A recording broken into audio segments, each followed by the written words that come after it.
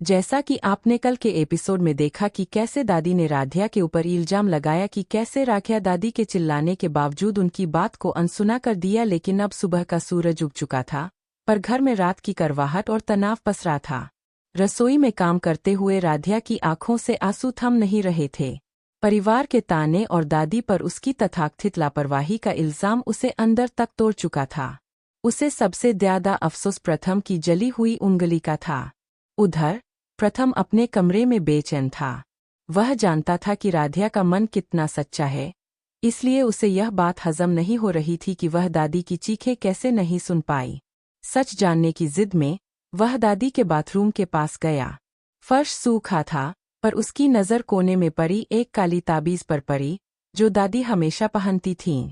प्रथम को समझते देर न लगी, यह दादी की जानबूझकर रची गई साजिश थी। अपनी दादी की इस क्रूरता को देखकर प्रथम को गहरा सदमा लगा। इसी बीच राधिया ने एक बड़ा और दुख भरा फैसला ले लिया था।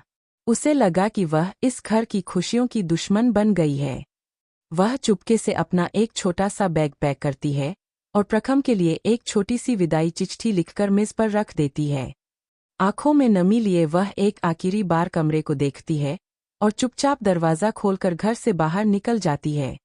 कुछ ही देर में प्रथम कमरे में लौटता है और उसकी नज़र मेज पर पड़ी उस चिट्ठी पर जाती है।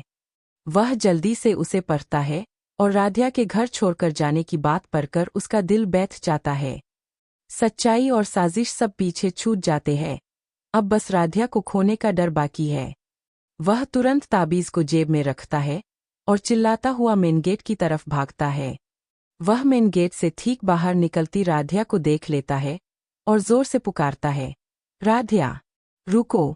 राधिया पलटकर देखती है। प्रथम दौड़कर उसके पास आता है, उसका हाथ थामता है और गुस्से में वह विदाई चिट्ठी फाड़ देता है। तुम कहीं नहीं जाओगी राधिया। मैं जानता हूँ तुम बेकसूर हो।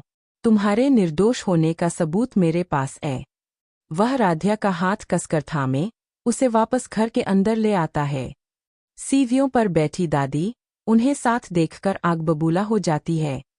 प्रथम राधिया का हाथ नहीं छोड़ता और सीधा दादी के सामने जाकर खड़ा हो जाता है।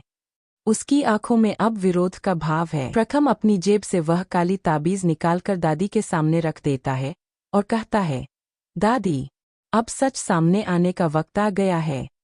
दादी का चेहरा सफ़ेद पड़ जाता है।